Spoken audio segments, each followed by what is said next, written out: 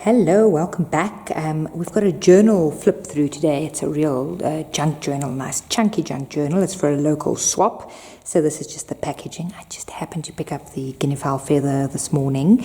And no digitals, no scrapbook paper allowed in this junk journal swap. My swap partner likes green. So you'll see green repeated throughout. And then my top tip for not making a junk journal look like you've cleared out your recycling bag is the repeating of elements. So this is a rice bag. I like using quirky stuff. My swap partner is also quite quirky, so I know I can push the limits with her a bit. And then you'll see, make that neater again. It is chunky. That is the only criticism that I can give myself. Does that sound cocky? So here we go. It's a repurposed book cover. You know I love those. A wildflower guide. And again, the first element's already repeating. It's just canvas strips sprayed with distress inks and shimmer sprays and the whole thing. And it's a magnetic closure. The junk journal is chunky, but a whole lot of the inside stuff can be removed. So just a layered cover. There's a dangle made of, that's an earring that missed its friend, and some bits and pieces. That's heat embossed with extra thick, the Ranger super thick, and I did it that it looks sort of like water drops on purpose. It's coming into spring here, so it was quite nice to use all the bright green colors that we are seeing outside, and the book plate has the recipient's initials. So what I've done is the inside covers were very nice by the time I've gutted the books, so I just used a bright green fabric strip, but all of these are original to the book. So lots of green, lots of botanicals, florals, that sort of thing.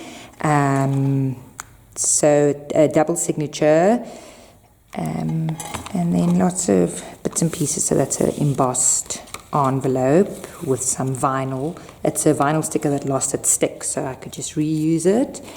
A tea-dyed booklet, and that's from a wallpaper sample book.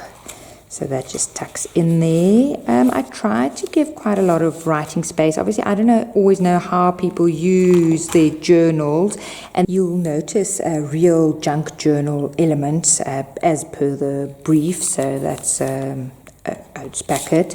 These tags were cut from packaging because then you get the craft back. I did some slow stitching. I don't really stitch, and then that's a tuck basically, and then the cards go back in. This is a gel print that I stamped over, decoupaged, and then there's a heat embossed sunflower index card, so that goes through quite nicely, and then tuck with some. So there'll be lots of like nature type things, nature elements to go with the green. This is stamped acetate. It was packaging over tissue paper. There's a slight, like a silver flock in the tissue paper. Tissue paper in a journal is difficult. You can't write on it, but it gives a nice break, and then obviously you see through on the other side.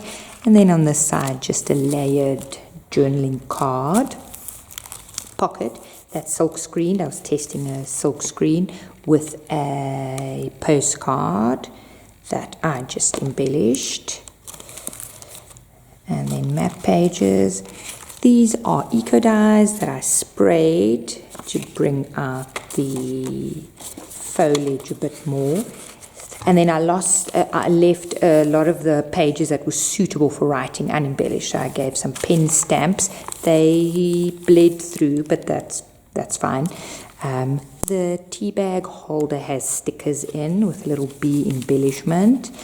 This is again packaging with these ribbon tabs just stapled. They give a nice texture. That was also part of the brief, that there's texture in the journal. This is a tea-dyed envelope that I cut open so that flips and you can write on it. Center of the envelope is purely decorative. It's a beautiful picture. and the same on this side. Here we get into that can tear off. It's an old Reader's Digest insert, so that is a tuck.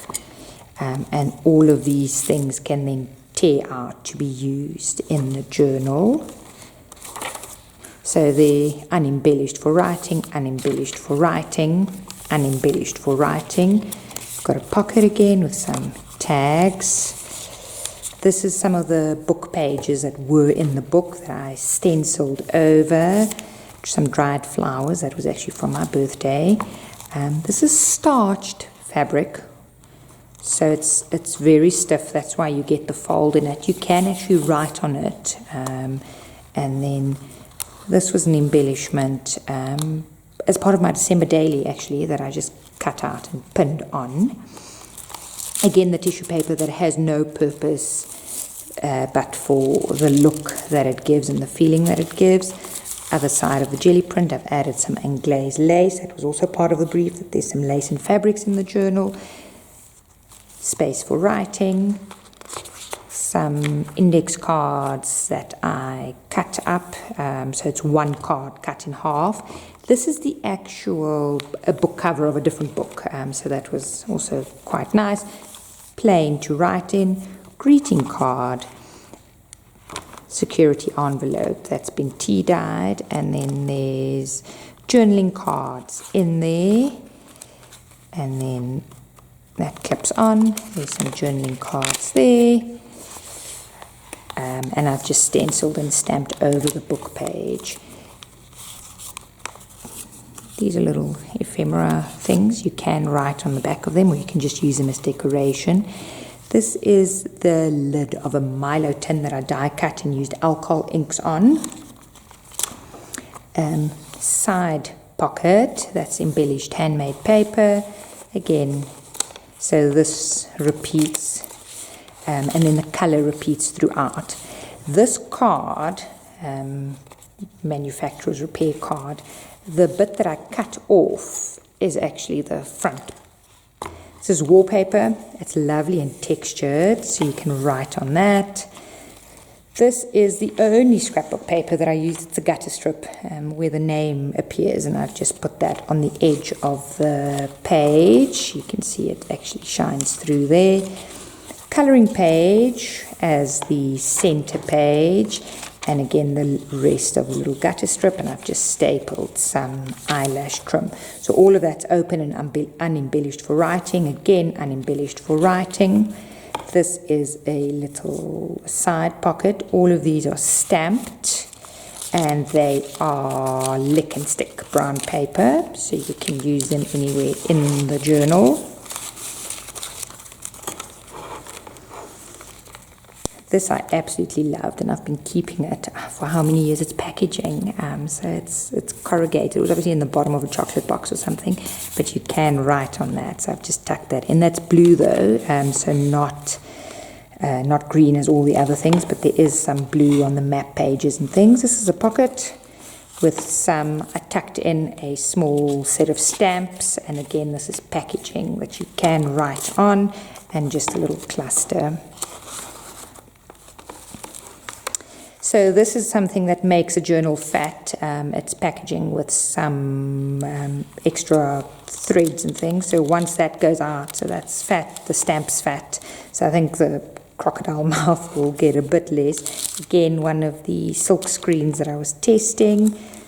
This is upside down tuck with a writing paper in.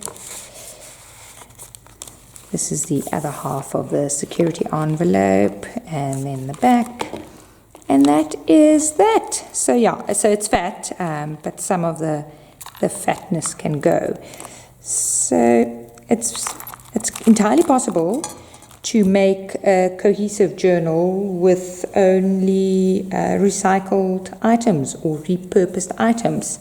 Thanks for watching, and thanks for all the subscribers and the comments.